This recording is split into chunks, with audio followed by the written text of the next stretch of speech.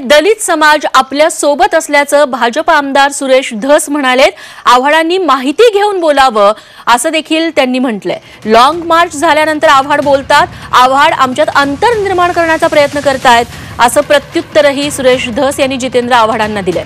सोमनाथ सूर्यवंशीच्या न्यायासाठी निघालेला long march नाशिकमध्ये चिरडण्यात आला. परभणीतून निघालेला लॉंग मार्च का थांबला? विशेष दूतानं हे आंदोलन चिरडलं असा आरोप जितेंद्र आव्हाड यांनी केलेला होता. सुरेश धसांवरती नाव न घेता हा आरोप करण्यात आला होता. त्याला आता सुरेश धस यांनी उत्तर दिलंय.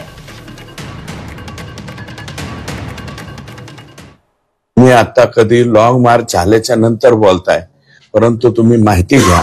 आणि मी स्वतः मला तुम्ही अंतर पाडण्याचा प्रयत्न केलाय. तर सकाळी झोपेतून उठल्यापासून माझ्या दरवाजाच्या गेट पासून किचन पर्यंत सर्वच्या सर्व दलित बांधव माझ्या बरोबर असतात. त्याच्यामुळं मला दलितांच्या बाबतीतला कनवाळा वगैरे दाखवण्याची काही गरज जितेंद्र आव्हाडांकडून नाही.